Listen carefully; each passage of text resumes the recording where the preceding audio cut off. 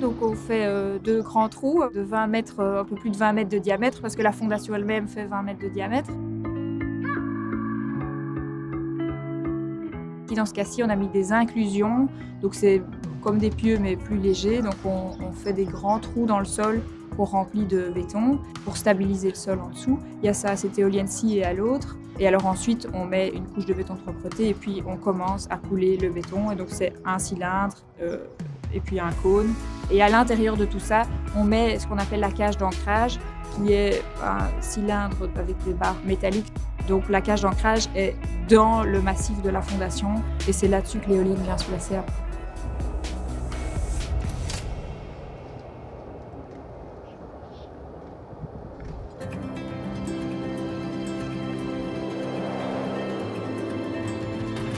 Donc il y a 5 morceaux de tour, il y a 5 sections de tour.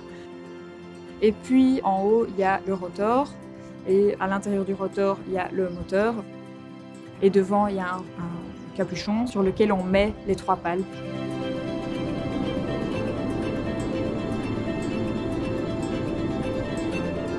Ici, c'est une N117 et donc le nom de l'éolienne porte sur le diamètre des pales.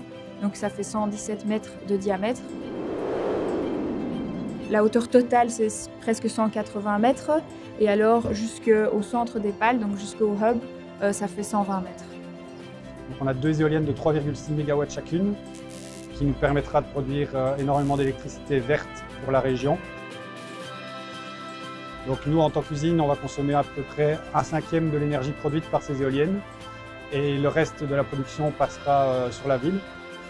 70% du temps, finalement, les éoliennes vont nous alimenter 100% en électricité verte, pure, donc vraiment de l'énergie durable.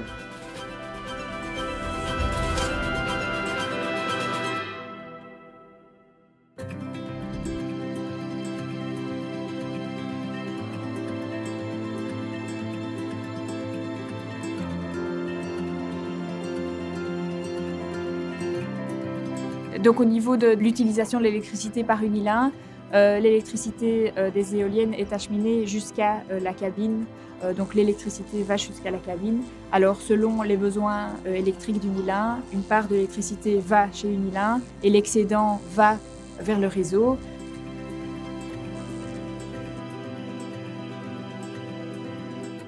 Ben, c'est toujours une aventure, hein.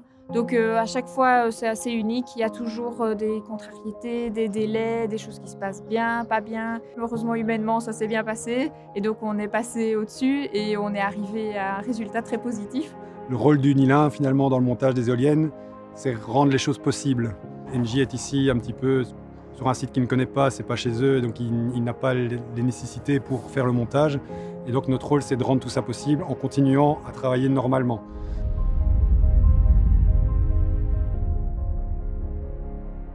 Ça change l'usine d'un point de vue esthétique, ça change l'usine d'un point de vue image. Pour le site, je pense que c'est une bonne chose. Et puis ça s'inscrit dans le concept de durabilité, et donc l'image est bonne et c'est exactement ce qu'on veut montrer.